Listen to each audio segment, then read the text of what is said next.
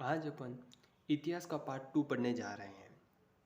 अपन ने कल पढ़ा था पाक ऐतिहासिक काल, आदि ऐतिहासिक काल और ऐतिहासिक काल, जिसमें अपन पाक ऐतिहासिक काल को आज अपन 3 भागों में विभाजित करके इसके बारे में चर्चा करने वाले हैं। पाक ऐतिहासिक काल को ही पाषाण काल भी कहते हैं। इसको अपन 3 भागों में बांटते हैं, जिसमें पहला है पूरा पाषाण काल। कौन सा है?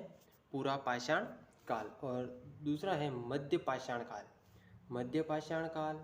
और तीसरा है नव पाषाण काल, नव पाषाण काल। इस पर अपन चर्चा करें। पूरा पाषाण काल में क्या होता है कि अग्नि का आविष्कार हुआ, अग्नि का आविष्कार हुआ और पूरा पाषाण काल के लोग आखेट पर निर्भर थे, आखेट पर। और इसमें उपकरण की बात करें, पाषाण यानी पत्थर होता है, पाषाण उपकरण था। और जो आकृति थी वो मोटे भी थे, बेडोल थे और बड़े छोटे इस प्रकार के हुआ करते थे। अगर अपन बात करें मध्य पाषाण काल में सूक्ष्म पाषाण काल उपकरण थे। इसको अपन बोले किस नाम से? सूक्ष्म पाषाण उपकरण है।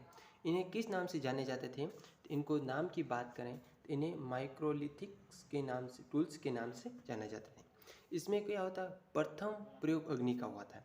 इसमें प्रथम प्रयोग अग्नि का, और अग्नि का प्रयोग पूछे तो नव पाषाण काल में, और अग्नि का आविष्कार पूरा पाषाण काल में हुआ है। पूरा पाषाण काल में इसका आविष्कार हुआ।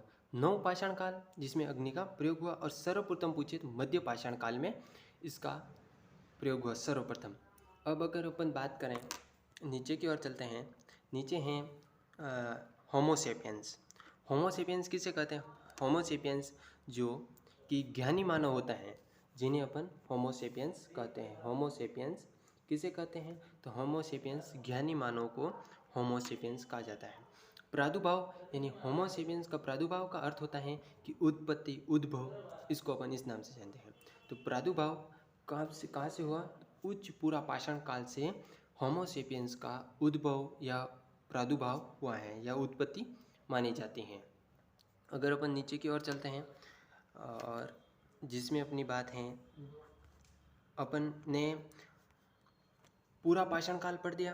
अब अपन पढ़ेंगे मध्य पाषाण काल। मध्य पाषाण काल, मध्य पाषाण काल को अपन अब समझने का प्रयास करेंगे। मध्य पाषाण काल की अगर अपन बात करें तो मध्य पाषाण काल जिसमें मध्य में हुआ है, तो मध्य में क्या हुआ है? पशुपालन प्रारंभ हुआ है। मध्य में, मध्य पाषाण काल में पशुपालन प्रारंभ हो चुका है।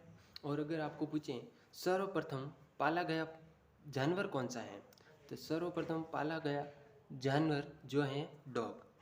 सर्वप्रथम पाला गया जानवर डॉग है। और सर्वप्रथम पशु पालने के साक्ष्य यानी जो भी स्रोत, साक्ष्य मतलब स्रोत जो भी हैं, वो अपन को कहाँ कहाँ से मिले हैं? तो एक तो अपन को मिले हैं बागोर भीलवाड़ा, जो कि राजस्थान में आता है। भीलवाड़ा को वस्त्र नगरी के नाम से भी विख्यात हैं। भीलवाड़ा वस्त्र नगरी के नाम से विख्यात हैं। और दूसरा मिला है जो आदमगढ़। आदमगढ़ मध्य प्रदेश में है। मध्य प्रदेश की अगर आपको राजधानी पूछे तो भोपाल, वहाँ के मुख्यमंत्री शिवराज चौहान हैं। और नव पाषाण काल, अब मध्य पाषाण काल हो गया और नव पाषाण काल। नव पाषाण काल में अग्नि का प्रयोग हुआ था, यूज। और सर्वप्रथम पूछे तो मध्य पाषाण काल में हुआ करता था। इसमें अगर अपन समझें, नव पाषाण काल में अग्नि का प्रयोग हुआ था, जिसमें कृषि का प्रारंभ भी हो जाएगा हुआ, और पहिए का आविष्कार भी हुआ। इसमें सार्वत्रिक मृद भांडे का आविष्कार हुआ, मिट्टी के बर्तनों का भी आविष्कार हुआ है। और कृषि का सर्वप्रथम साक्ष्य मेहरगढ़ जो पाकिस्तान में आता है, और मेहरानगढ़ राजस्थान जोधपुर में आता है। और कृषि का सर्वप्रथम साक्ष्य मेहरगढ़ गेहूँ व जौ के साक्ष्य प्राप्त हुए हैं, जो कि एनसीईआरटी के अनुसार 7000 ईसा पूर्व हैं। और आगे की चावल के सर्वप्रथम साक्ष्य की बात करें, कोली हवा उत्तर प्रदेश से मिले हैं। चावल के साक्ष्य कहाँ से मिले? कोल्डी हवा उत्तर प्रदेश, और उत्तर प्रदेश से इनके साक्ष्य मिले हैं। अब अगर आपको पूछें बुजुर्ग होम किसे कहते हैं? बुजुर्ग होम जम्मू कश्मीर में मनुष्य और कुत्ते को दफनाने के जो वो ताबूत होता था, उसको अपन बुजुर्ग होम कहते हैं। बुजुर्ग होम के नाम से विख्यात है। अगर अपन सिंधु घाटी सभ्यता की बात करें तो सिंधु घाटी सभ्यता को अपन इंग्लिश में इंडल वैली सिविलाइजेशन के नाम से जाना जाता है।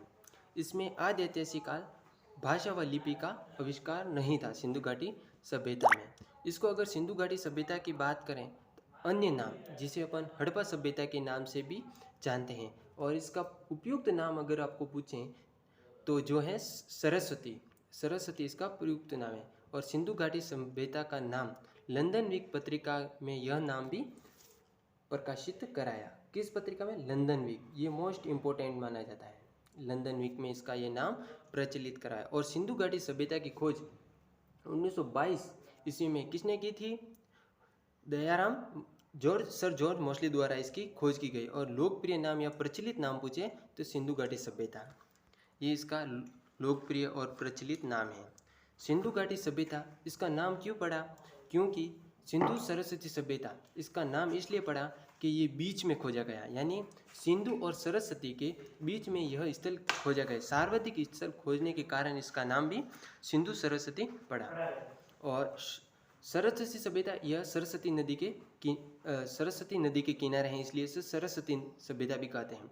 और नगरीय सभ्यता यह शहर में पाई गई, इसलिए इसको नगरीय सभ्यता भी कहते हैं। और कांस्य युगीन सभ्यता सार्वत्रिक उपयुक्त धातु पूछे कांस्य, तांबा प्लस टीना, ये कांस्य के हैं।